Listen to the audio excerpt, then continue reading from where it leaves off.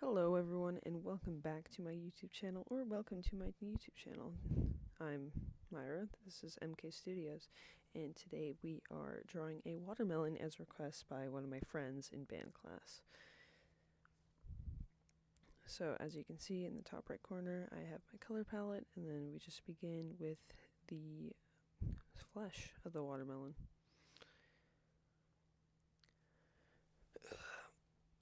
It's been like a long time since I posted y'all. This is kind of surreal, if I'm gonna be honest. Like, how have y'all been? I know it's like, what, 2024 already? Oh yeah, I am not dead. I'm alive. I'm just busy. I'm in cadets and, school. So that kind of takes up a chunk of everything. I have kept up with my art stuff, and not digitally.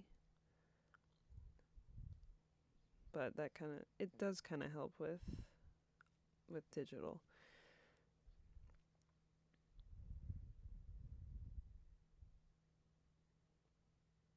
Not really sure what to talk about. Normally I have something planned for this, but I didn't this time, which is cool.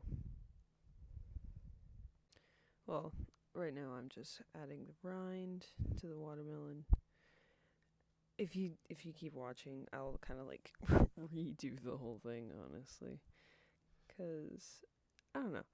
I'm not the best at perspective, but I'd say this one was pretty good. Pretty good.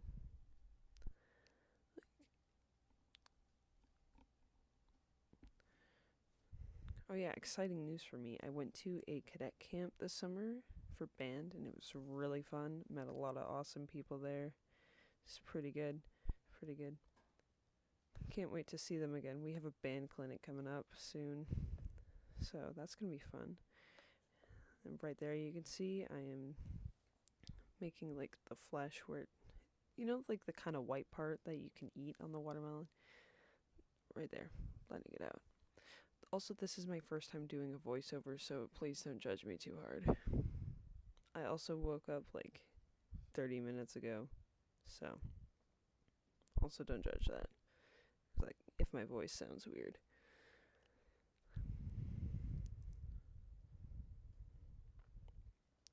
Oh yeah, question for everyone here.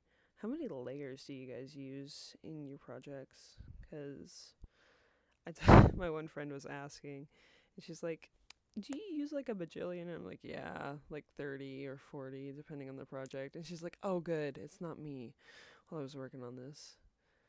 Because, like, the only reason I wouldn't be working on this was if we didn't have a sub for band. So, but we did.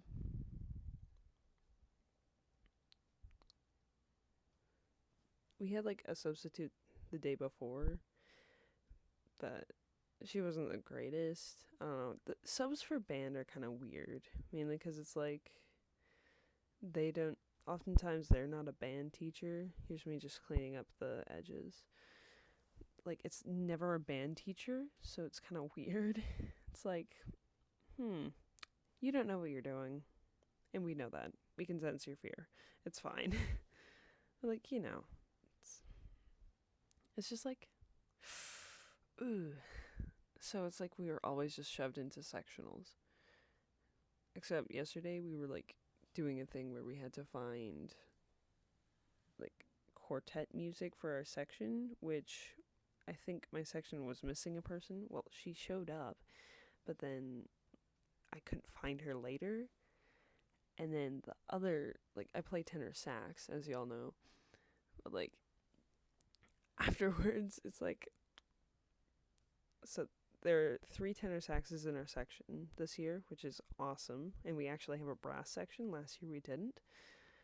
So like, I'm pretty sure the one tenor, he already picked out something. I'm like, what was that? What was that? Tell me.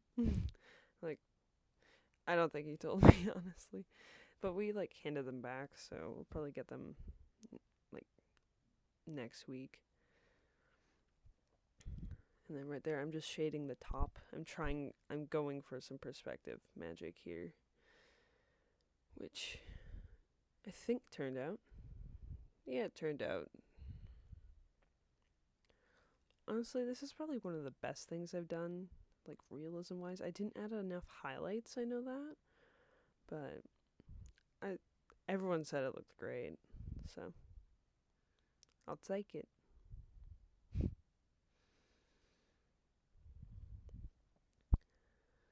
Oh yeah, what art applications do you guys use? I'm actually curious because I know Krita's great.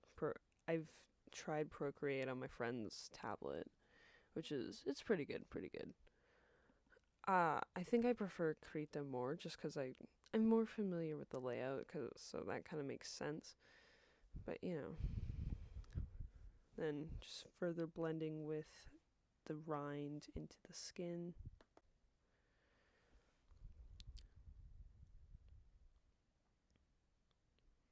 I think blending is probably one of the most annoying things on Krita because it's like with that tool in particular, there's a few different tools, but the with the Q-tip looking one in specifically, it's like if you smudge it the wrong way, it's like it goes like pastels almost.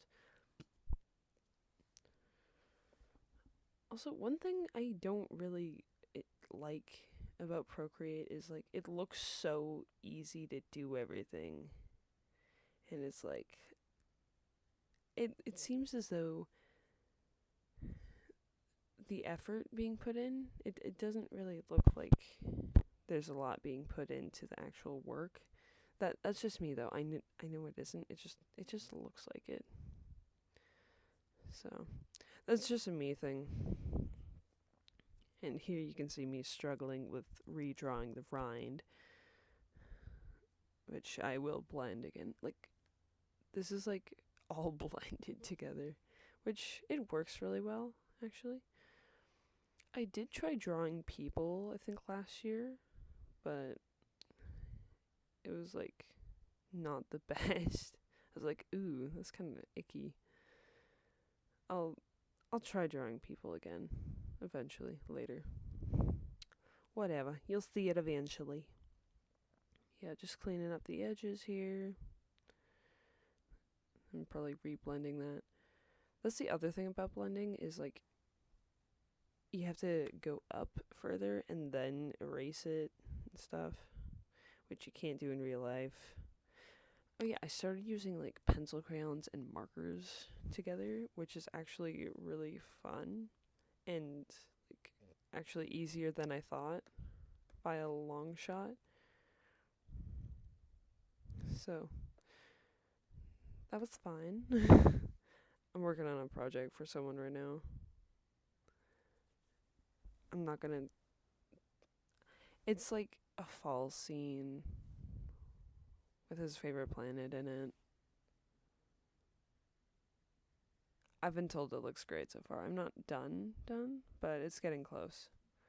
And then I'm just blending out the top of the watermelon here.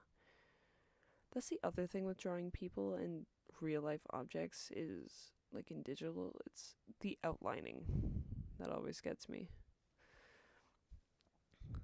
And just adding. Okay, the reason for the dots is because sometimes you just need more in a specific area, so then it doesn't wreck like the whole thing. And I know right now it looks patchy. It still kind of looks patchy in the end, but I still think it looks cool. There's one of my mistakes. I picked a neon green, and it just the thing with the neon green is it's more blue, I think. Or it's like no, it's more yellow, so it goes against the palette because it's like more reds and greens. But then when you have like the yellow in it, it's like that don't look too good, hun. So yeah, there's me just adding more of that pistachio-ish green to it, and then covering it up a little bit because watermelon rinds are stripy, which I didn't really make it stripy, but that's fine. It still looks great. Also, I'm gonna add seeds. Like I added seeds to it. I'm not entirely sure if I'm sold on the idea, if you know what I mean. Like, I was running at a time in band, so it's like, oh well. But, like, I don't think I did the best on the seeds. I could have used a darker color, but you'll wait for it and then tell me what you think. Then adding just more dark green in the back.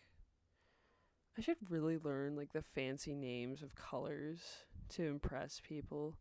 I feel like that would be a really funny skill to have. Just being like, ah yes, it's olive drab green. That's a different shade, by the way. That's used in the FTUs of the not Sea Cadet, Air Cadet uniform and Army Cadet uniform. Did you know that Sea Cadets actually have like, so the Air Cadet uniform, the like the more relaxed one, the comfier one, the non-dress uniform is like, it's green, which is kind of funny. And it's like, for Sea Cadets, theirs is actually like a dress. So ours is like an undershirt with like a jacket thing, and then like cargo pants pretty much with a lot of pockets. There's so many pockets in the field training uniform. Like there are 10 pockets total. The whole thing, it's crazy. Oh yeah, there's me like trying to figure out that I had the eraser on with the wrong tool, I think. That might not be it. Oh wait, yeah, that was totally it. But yeah. So like the I don't know what it's called, but for Sea Cadets it's STUs, so they call them stews. I was on a sea base for a month this summer, so that's how I know all this.